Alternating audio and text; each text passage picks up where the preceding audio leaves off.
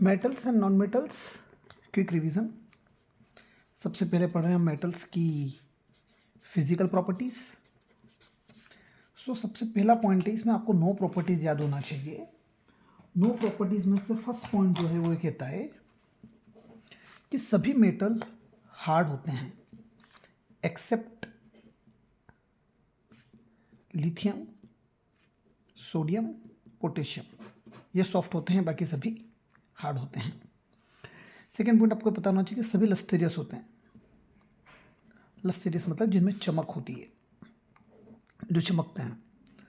Third point, सभी metal malleable होते हैं। मेलिएबल मतलब जिनकी शीट बनाई जा सके। जिसमें बेस्ट मेलिएबल एलिमेंट्स हैं वो हैं गोल्ड एंड सिल्वर। फोर्थ है डक्टाइल।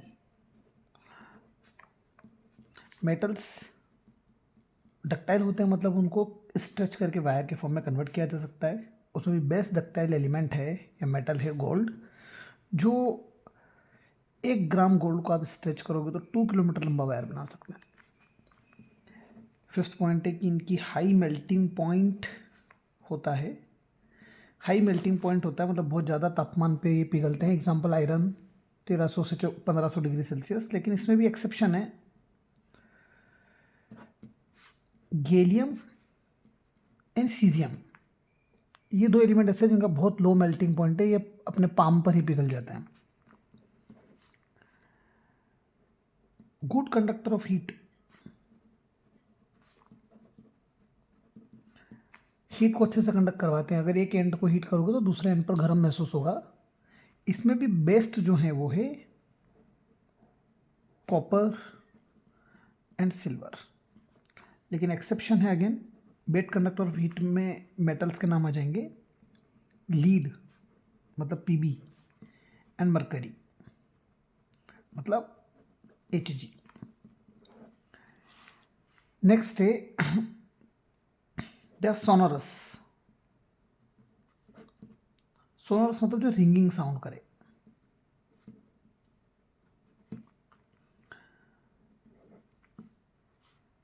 They are solid. सभी के सभी मेटल्स सॉलिड होते हैं एक्सेप्ट मरकरी जो कि लिक्विड होता है। And they are good conductor of electricity.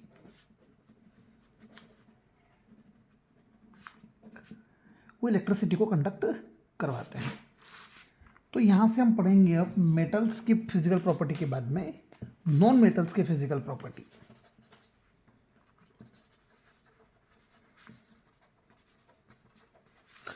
Non metal की फिजिकल प्रॉपर्टी में सबसे पहला वही हार्ड वाला पॉइंट था, तो ये हार्ड से यहाँ पर पॉइंट आ जाएगा। यहाँ पर पॉइंट था मेटल्स में हार्ड, तो यहाँ पर आ जाएगा। तो ये सभी सॉफ्ट होते हैं, पर यहाँ पर भी एक्सेप्शन है, डायमंड जो कि हार्ड होता है। सेकेंड, ये नॉन लस्ट्रियस होते हैं, इनमें चमक नहीं होती है। परंतु यहाँ पर भी एक्सेप्शन है फिर से कि आयोडीन में चमक दिखती है। ये नॉन मेलिएबल और नॉन डक्टाइल होता है। मतलब ना तो ये शीट की फॉर्म में कन्वर्ट कर सकते हैं, ना ही इनको वायर बना सकते हैं।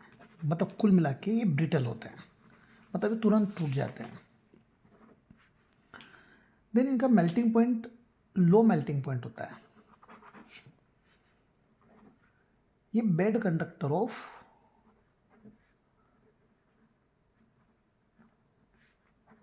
इलेक्ट्रिसिटी एंड हीट, दोनों के लिए बेड कंडक्टर होते हैं। लेकिन ग्रेफाइट एक ऐसा एग्जाम्पल है जो हीट को इलेक्ट्रिसिटी को कंडक्ट करवाता है। ग्रेफाइट, फिर सेकंड हो गया डायमंड और बकमसफलरेंस। ये तीनों कार्बन के एलोट्रॉप्स हैं। इसमें से ग्रेफाइट वो कार्बन का एलोट्रॉप है जो इलेक्ट्रिसिटी को कंडक्ट करवाता है, जबकि non metals bad conductor of electricity मतलब they do not conduct electricity. ये नॉन सोनोरस होते हैं और ये सभी या तो सॉलिड होंगे या गैस के रूप में प्रेजेंट होंगे एक्सेप्ट ब्रोमीन। जो कि लिक्विड होता है। यहाँ से एक नई चीज़ और समझ में आई कि जो फिजिकल प्रॉपर्टीज़ मेटल की लिखी है, जो हार्ड हो, सोनोरस हो, मेलिएबल हो, डक्टाइल हो, हाई मेल्टिंग पॉइंट हो, गुड कंडक्टर ऑफ हीट हो, सोनोरस हो, सॉलिड हो, ये सभी मेटल्स को एक्सप्रेस करते हैं।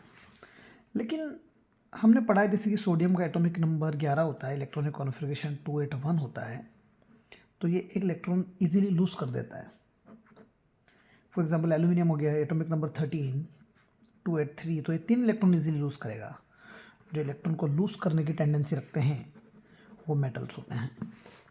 जबकि क्लोरीन ले लीजिए आप, ऑक्सीजन ले लीजिए आप, ऑक्सीजन का एटॉमिक नंबर 8, इलेक्ट्रॉनिक कॉन्फ़िगरेशन 2 और 6, यहाँ पर ये 8 बनाता है 2 इलेक्ट्रॉन लेकर। क्लोरीन का 17 होता है एटॉमिक नंबर, इलेक्ट्रॉनिक कॉन्फ़िगरेशन 287, ये 8 बनाएगा 1 इलेक्ट्रॉन लेकर।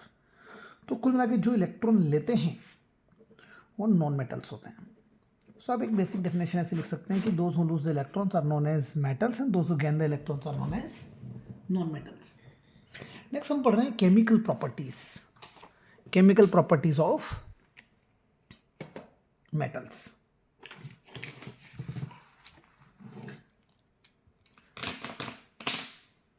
सो next topic is chemical properties of metals.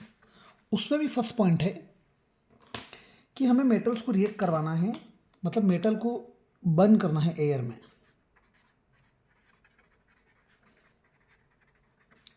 सो जब भी मेटल एयर में जलेंगे, फॉर एग्जांपल हमने ले लिया एलिमेंट, कोई मेटल ले लिया, ऑक्सीजन में एयर में बर्न करना मतलब ऑक्सीजन से रिएक्ट करेंगे, कंबर्शन हो रहा है, तो बनाएगा मेटल का oxide, simply that's all.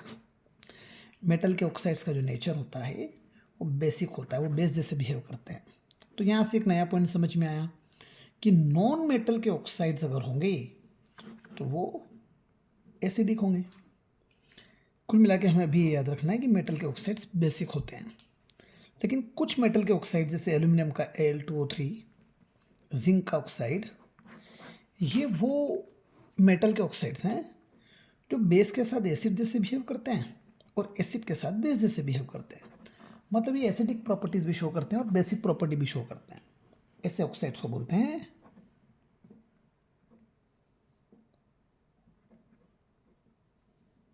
Amphoteric oxides. सो ऐसे ऑक्साइड जो एसिड जैसे बिहेव करे, बेस जैसे बिहेव करे, उनको बोलते हैं एम्फोट्रिक ऑक्साइड्स। पर इसमें भी एक चीज़ है कि जो भी मेटल के ऑक्साइड्स हैं, मतलब मोस्ट मेटल ऑक्साइड जो हैं वो रिएक्ट नहीं करते वाटर के साथ, रिएक्ट नहीं करते हैं। लेकिन सोडियम का ऑक्साइड और पोटेशियम का ऑक्साइड ऐसा है जो मेटल के साथ रिएक्ट करता है। सोडियम का ऑक्साइड पहले तो कैसे बनाते हैं वो बता देता हूँ मैं। सोडियम की वैलेंसी 1, ऑक्सीजन की वैलेंसी 2, तो Na 2 बार लिखेंगे और ऑक्सीजन 1 बार लिखेंगे, Na2O। ये वाटर से रिएक्ट करेगा और सोडियम हाइड्रोक्साइड बनाएगा। मैं बैलेंसिंग यहाँ पर नहीं कर रहा हूँ। सिमिलरली पोटेशियम का ऑक्साइड, अगेन पोटेशियम की वैलेंसी 1, ऑक्सीजन की वैलेंसी 2, तो K को 2 बार लिखेंगे और ऑक्सीजन को 1 बार लिखेंगे। ये भी वाटर से रिएक्ट करता है, तो ये बनाता है KOH, पोटेशियम हाइड्रोक्साइड। ये बेसिक इन नेचर होते हैं। इन 2 ऑक्साइड्स को छोड़ दो तो बचे हुए ऑक्साइड्स मेटल के पानी से रिएक्ट नहीं करते, मतलब देर इनसोल्यूबल इन वाटर।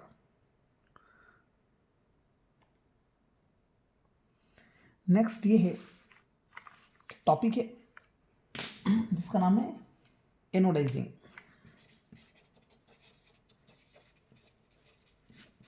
एनोडाइजिंग क्या होता है? सो हमने क्या किया, हमने एक इलेक्ट्रोड लिया, बैटरी से कनेक्ट किया, बैटरी का नेगेटिव जिससे भी कनेक्ट करोगे उसको बोलते हैं कैथोड। कैथोड होता है नेगेटिव साइन। बैटरी का पॉजिटिव जिससे भी अटैच करोगे उसको बोलते हैं एनोड। हमने एल्यूमिनियम लिया, ठीक है। एल्यूमिनियम लेने के बाद हमने इलेक्ट्रोलाइसिस करवाया। यहाँ पर सल्फ्यूरिक एसिड है, जो इलेक्ट्रोलाइट है वो है H2SO4 सल्फ्यूरिक एसिड। तो आप देखिएगा कि रिएक्शन करवाने पर इस पर एक लेयर बन जाएगी रेड कलर में Al2O3। एल्यूमिनियम ऑक्साइड का, जो फर्दर इस अंदर के एल्यूमिनियम को प्रिवेंट करेगा, मतलब प्रोटेक्ट कर रहा है एयर से, उसको नुकसान ना हो या कोरोजन ना हो। सो एनोडाइजिंग की मेथड भी है जहाँ मेटल को हम प्रिवेंट करते हैं फ्रॉम कोरोजन। इसके बाद हम नेक्स्ट रिएक्शन पढ़ रहे हैं कि reaction of metals with water. So chemical properties of metal में सेकेंड है reaction of metals with water. बड़ी इंटरेस्टिंग कहानी है इसमें। मेटल्स रिएक्ट करते हैं वाटर से तो मेटल ऑक्साइड बनाते हैं, प्लस हाइड्रोजन गैस लिबरेट होती है, ठीक है। लेकिन वाटर की भी कंडीशंस हैं। कोल्ड वाटर से कौन कौन रिएक्ट करता है, सेकंड आता है कि हॉट वाटर से कौन कौन रिएक्ट करता है, और थर्ड है कि स्टीम से कौन रिएक्ट करता है। सो कोल्ड वाटर से रिएक्ट करने वाले जो एलिमेंट्स हैं आपको मिलेंगे सोडियम, पोटेशियम, ये कोल्ड वाटर से रिएक्ट करते हैं। ये तुरंत कोल्ड वाटर से रिएक्ट कर जाएंगे, इनके ऑक्साइड्स बन जाएंगे और हाइड्रोजन गैस रिलीज हो जाएगी, और ये वायलेंट होता है। ये वायलेंट इसलिए होता है क्योंकि जब सोडियम और पोटेशियम वाटर से रिएक्ट करते हैं तो लार्ज अमाउंट में हाइड्रोजन प्रोड्यूस होती है, जो तुरंत एयर से रिएक्ट करती है, और वो एक्सोथर्मिक रिएक्शन होती है। इससे वायलेंट रिएक्शन होता है क्योंकि हाइड्रोजन तुरंत फायर कैच करती है। लेकिन अगर आप ले लेंगे एग्जाम्पल कैल्शियम का, तो कैल्शियम यहाँ पर रिएक्ट तो करेगा पानी से, कोल्ड वाटर से, और कैल्शियम का ऑक्साइड भी बनेगा, हाइड्रोजन गैस भी निकलेगी, बट हाइड्रोजन गैस इतनी भारी मात्रा में नहीं निकल रही है कि वो तुरंत फायर कैच करे और वायलेंट हो। सो it is less violent. Hot water से कौन रिएक्ट करता है, तो मैग्नीशियम। मैग्नीशियम कभी भी कोल्ड वाटर से रिएक्ट नहीं करेगा, मैग्नीशियम हॉट वाटर से रिएक्ट करेगा मैग्नीशियम का ऑक्साइड बनाने के लिए, और हाइड्रोजन गैस लिबरेट करनी होगी। तो कुछ एलिमेंट ऐसे हैं जैसे कि एल्यूमिनियम, जिंक, आयरन, ये हॉट वाटर और कोल्ड वाटर दोनों में रिएक्ट नहीं करते, इनके लिए चाहिए स्टीम। जब ये स्टीम से रिएक्ट करेंगे तभी इनके ऑक्साइड्स बनेंगे और हाइड्रोजन गैस लिबरेट होगा। इसके अलावा कुछ एलिमेंट ऐसे हैं जो तो ना कोल्ड वाटर से रिएक्ट करेंगे, ना हॉट से रिएक्ट करेंगे, ना ही स्टीम से रिएक्ट करेंगे। For example gold, silver, lead and copper. Okay, now next the chemical reaction that we are going to study here is metals acid के साथ रिएक्ट करते हैं। मेटल्स रिएक्ट करते हैं किसके साथ, so reaction of metals with acid. Next topic is reaction of metals with acid. तो यहाँ पर भी ये होगा कि मेटल है, एसिड के साथ रिएक्ट करेगा तो मेटल का सॉल्ट बनेगा और हाइड्रोजन गैस निकलेगी। ओके, परंतु मेटल जब भी रिएक्ट करते हैं एसिड से, और एसिड हो आपका नाइट्रिक एसिड HNO3, तो मेटल का सॉल्ट तो बनेगा लेकिन हाइड्रोजन गैस लिबरेट नहीं होगी, जबकि वाटर लिबरेट होगा। क्योंकि जो हाइड्रोजन लिबरेट होगी उसको ये तुरंत, ये ऑक्सीडाइजिंग एजेंट है, तुरंत ऑक्सीडाइज कर देगा वाटर को। HNO3 नाइट्रिक एसिड एक ऑक्सीडाइजिंग एजेंट है, जैसे हाइड्रोजन निकलेगी उसको ऑक्सीडाइज करके वाटर में कन्वर्ट कर देगा। दैट्स वाई यहाँ वाटर लिबरेट होती है, हाइड्रोजन गैस लिबरेट नहीं होता है जब भी मेटल HNO3 से रिएक्ट करेगा। परंतु इसमें भी एक एक्सेप्शन है, मेटल जब रिएक्ट करते हैं डाइल्यूट HNO3 से, इसमें भी सिर्फ दो मेटल आते हैं, मैग्नीशियम एंड मैग्नेस। तो ये मेटल के सॉल्ट बनाएंगे और यहाँ हाइड्रोजन गैस लिबरेट हो जाएगी। इसके साथ एक चीज़ हो रही है कि जब भी कॉपर हाइड्रोक्लोरिक एसिड से रिएक्ट करेगा, नो रिएक्शन, कोई भी रिएक्शन नहीं होगा। अब मेटल जब एसिड से रिएक्ट करते हैं और आपसे क्वेश्चन पूछ ले कि सबसे इजी रिएक्ट कौन कर सकता है, कौन सा मेटल सबसे इजीली रिएक्ट कर लेगा, फास्ट रिएक्ट करेगा, तो सीरीज पता होना चाहिए कि मैग्नीशियम सबसे इजीली रिएक्ट कर लेगा, then aluminium, then zinc, then iron. ये MCQs अगर हमें पूछ लेते हैं कि सीक्वेंस दे देंगे सबसे इजीली कौन रिएक्ट कर रहा है, रिएक्टिविटी सबसे ज़्यादा किसकी है, तो ये डिक्रीजिंग ऑर्डर है रिएक्टिविटी का। सबसे पहले मैग्नीशियम रिएक्ट करेगा, फिर मैग्नीशियम के बाद aluminium, zinc and then iron. एक चीज़ हो रही कि जब हॉट वाटर वगैरह का जो पढ़ रहे थे अपन वाटर से रिएक्शन में, तो कैल्शियम पानी के ऊपर तैरता है कि जो हाइड्रोजन गैस लिबरेट होगी तो कैल्शियम के ऊपर हाइड्रोजन गैस इस तरह से अरेंज हो जाएगी कि उसको लाइटर कर देगी और पानी के ऊपर कैल्शियम तैरता हुआ नजर आएगा। सेम मैग्नीशियम के साथ भी होगा। So keep this thing in the mind. चलिए नेक्स्ट टॉपिक है एक्वा रीजिया क्या होता है। एक्वा रीजिया, इसको रॉयल वाटर भी बोलते हैं। आप 2 बॉटल्स ले आइए, एक HCl की और एक HNO3 की। जहाँ पर HCl आपका 3 लीटर होना चाहिए, HNO3 आपका 1 लीटर होना चाहिए। तो ये जो सोल्यूशन मिलेगा आपको, इसको ही बोलते हैं एक्वा रीजिया। और इसकी बेस्ट क्वालिटी है कि ये गोल्ड को भी डिज़ोल्व कर लेता है। तो गोल्ड, प्लैटिनम, ऐसे एलिमेंट्स को भी ये डिज़ोल्व करता है और हाईली करोजिव होता है। सो HCl और नाइट्रिक एसिड किस रेशो में होने चाहिए? HCl और नाइट्रिक एसिड 3:1 में होना चाहिए to prepare aqua regia. Now when metal is reacting with other metal, next question is metal is reacting with other metal.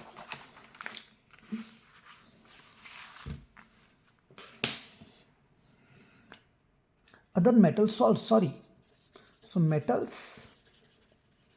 reacting with other metal salt. So आपको metal ए ले लीजिए, एक metal ए ले लिया मैंने और उसको मैंने रिएक्ट करवाया मेटल बी के सॉल्ट से।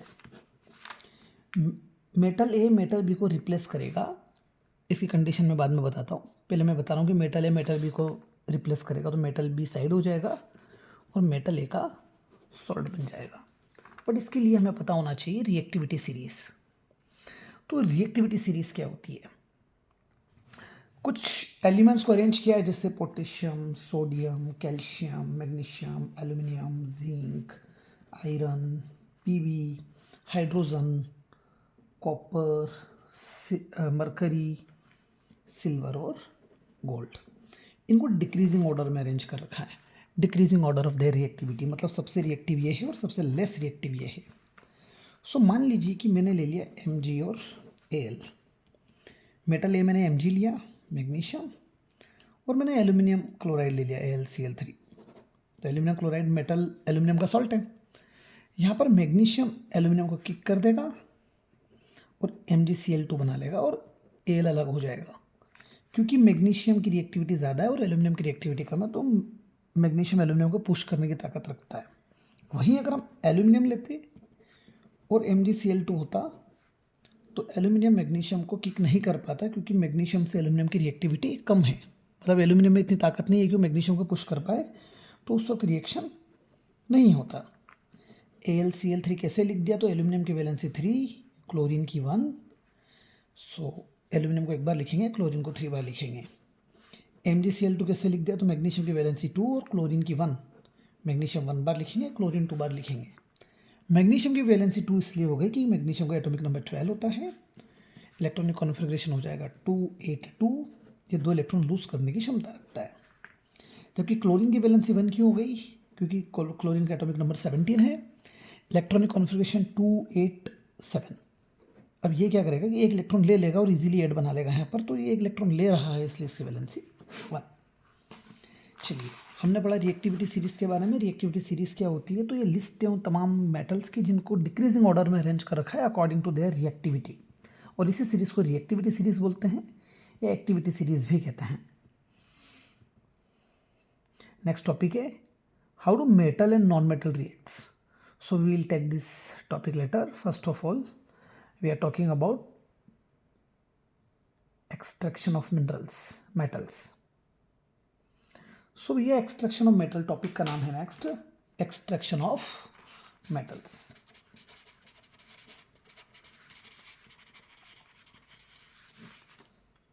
इसका पहला पॉइंट आप लिखेंगे कि रॉक्स होती है अर्थ क्रस्ट में, रॉक से हमें मिलते हैं मिनरल्स और मिनरल्स से भी हमें मिलते हैं ओर। सो कुल मिला के रॉक्स जिनके अंदर हमें मेटल्स मिले या नॉन मेटल्स मिले, हम उन्हें क्या बोलेंगे? Minerals.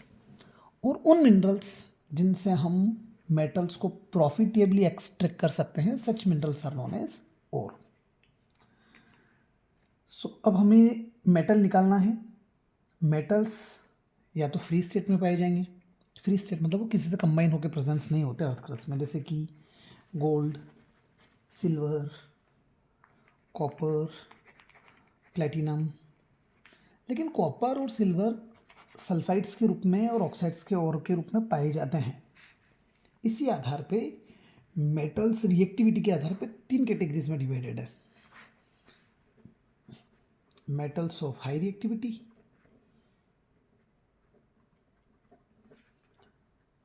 Metals of moderate reactivity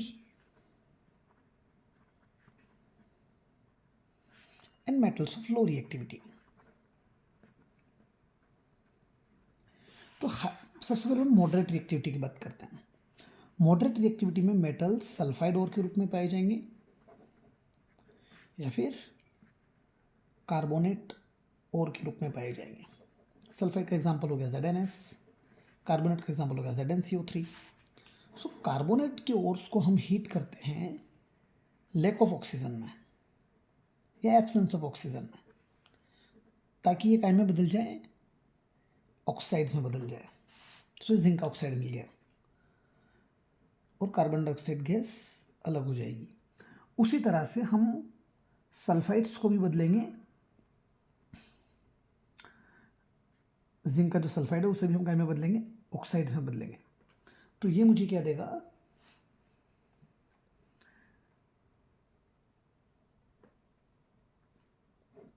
presence of oxygen में होगा, ये प्रेजेंस ऑफ ऑक्सीजन में चीज़ होगी। तो ये भी मुझे जिंक ऑक्साइड देगा और सल्फर डाइऑक्साइड बन के अलग हो जाएगा। मैं बैलेंसिंग यहाँ बिल्कुल भी नहीं कर रहा हूँ, मैं सिंपली क्विक रिवीजन ले रहा हूँ।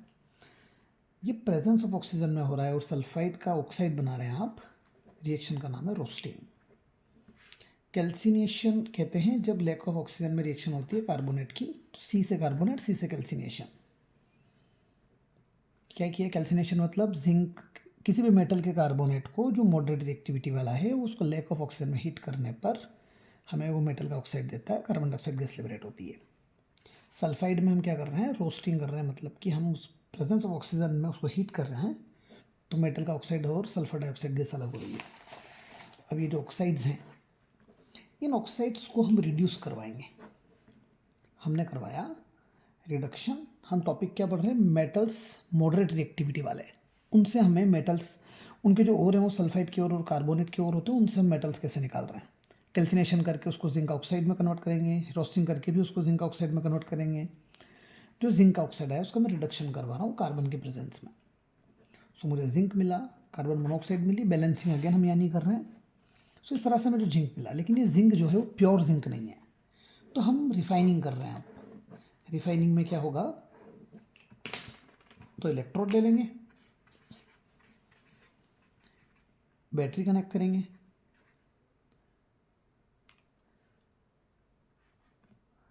और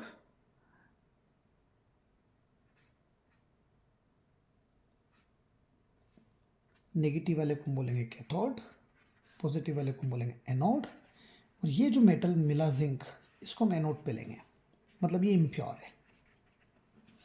प्योर वाले को हमने कहाँ ले लिया, एक प्योर एलिमेंट का इलेक्ट्रोड लिया है जिंक का, जो कि प्योर फॉर्म में है, उसको हमने कैथोड पर लिया और यहाँ पर हमने इसी एलिमेंट का सॉल्ट लिया है, जैसे ZnSO4, ZnCl2, इस तरह से।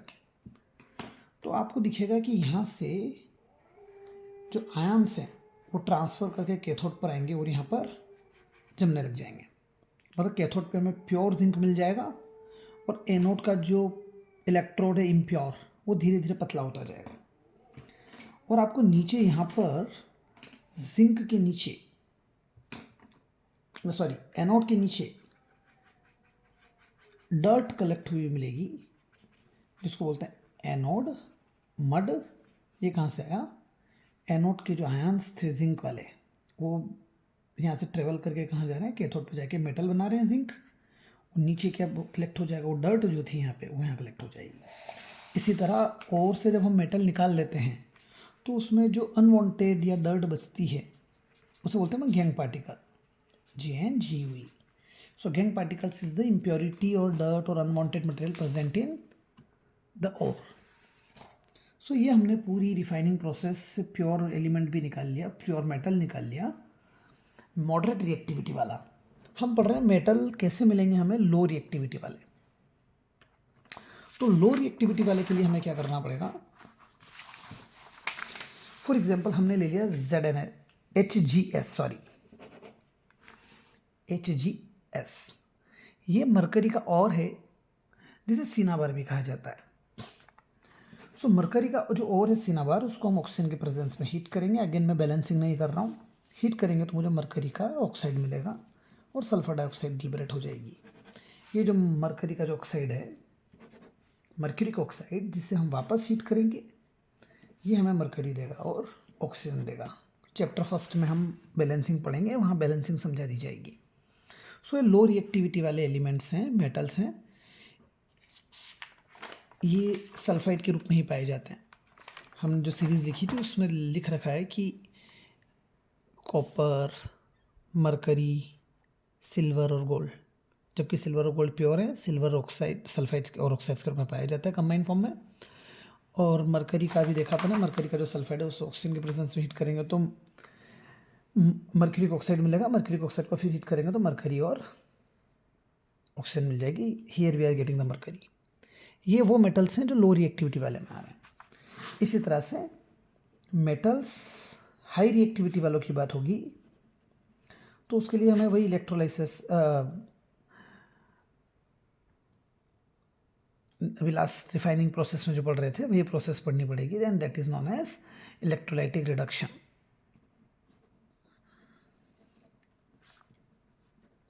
सो इलेक्ट्रोलाइटिक रिडक्शन और प्रोसेस है जहाँ पर हम एक हाई रिएक्टिविटी वाले एलिमेंट्स को या मेटल्स को प्योर मेटल ऑब्टेन करने के लिए मेथड यूज़ करते हैं। इसके बाद बात आती है, उसको एनोड मड बोलते थे, वो मैंने बता दिया आपको प्रीवियस पेज पर, जो एनोड के नीचे डर्ट इकट्ठी हो रही थी। अब बात आती है कोरोजन। कोरोजन किसी भी मेटल का डिस्ट्रॉय हो जाना मॉइस्चर और एयर की प्रेजेंस में, या metal get eaten up when it comes in the contact of air and moisture. Metal का डिस्ट्रॉय हो जाना इज नॉन एज कोरोजन। जैसे कि सिल्वर है, तो सिल्वर आप देखेंगे कि सिल्वर एयर की प्रेजेंस में सिल्वर के ऊपर सिल्वर सल्फाइड की लेयर बन जाती है। Silver sulphide is Ag2S। इसी तरह से कॉपर भी जब मॉइस्चर और एयर के प्रेजेंस में आता है तो कॉपर कार्बोनेट की लेयर बन जाती है। आयरन आता है तो रस्ट बनता है। आयरन जब मॉइस्चर और एयर के प्रेजेंस में आता है तो क्या बनता है? रस्ट, जो कि ब्राउन कलर में होता है, और आयरन ऑक्साइड भी कह सकते हैं उसके।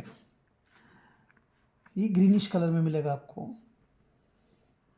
और सिल्वर सल्फाइड ब्लैक कलर में मिलेगा आपको। लेकिन कोरोजन के लिए रिक्वायरमेंट कंडीशंस क्या है? मान लीजिए कि मैंने टेस्ट ट्यूब ले ली, उसको मैंने बिल्कुल टाइट किया ताकि एयर अंदर ना जाए, और मैंने इसके अंदर केमिकल लिया है कैल्शियम क्लोराइड CaCl2। CaCl2 का होता है कि एयर से पूरी मॉइस्चर सक कर लेना, ताकि हमें जो भी एयर यहाँ मिलेगी वो ड्राई एयर मिलेगी, मतलब उसमें पानी की मात्रा बिल्कुल नहीं। अब मैंने इसमें कीले रख दी कुछ लोहे के, तो इन पर रस्ट नहीं लगेगा, क्योंकि एयर के अंदर वाटर की मात्रा नहीं है, मतलब एयर कैसी है? ड्राई है, मतलब मॉइस्चर की भी ज़रूरत पड़ेगी। सेकेंड केस ले लीजिए, फिर से सील कर दीजिए, इसमें पानी भरा हुआ है। इस बार हमने फिर से कीले रखी और ऊपर ऑयल की लेयर बना दी।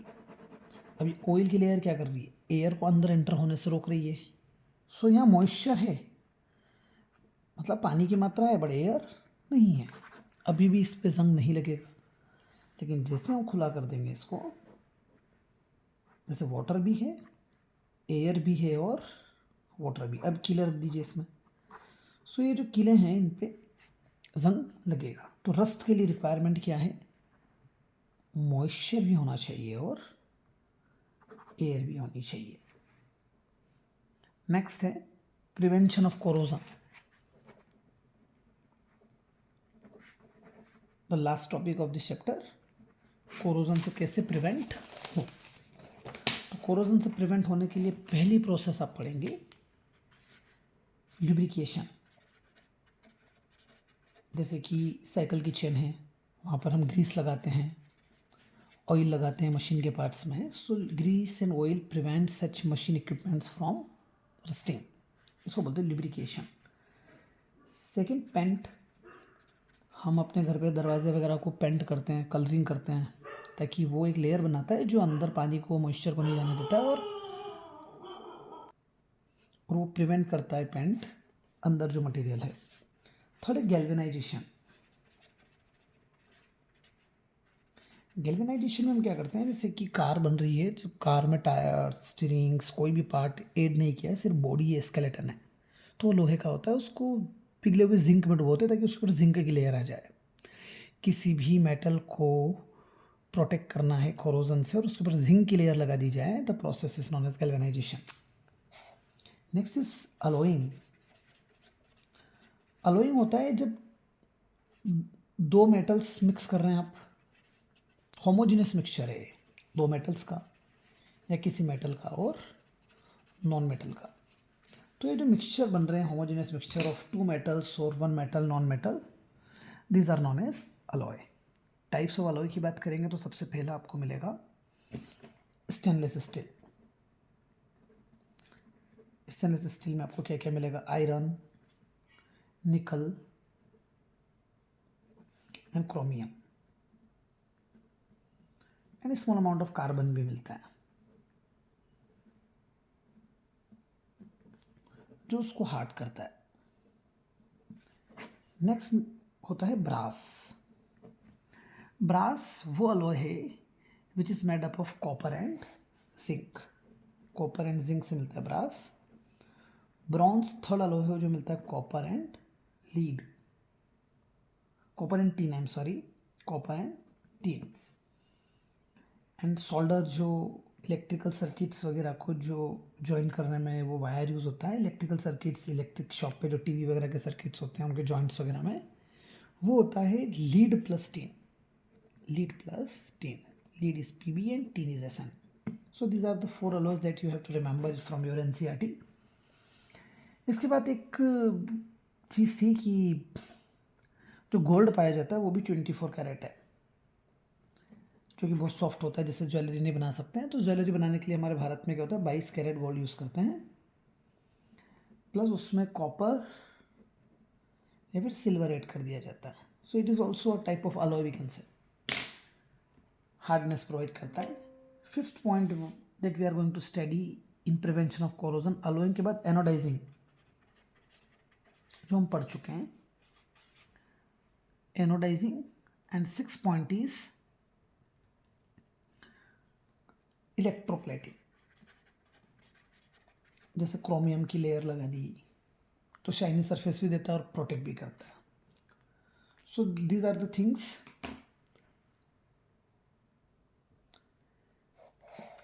So here the quick revision of this chapter complete, but one more thing that I want to add up here, and that is thermic reaction.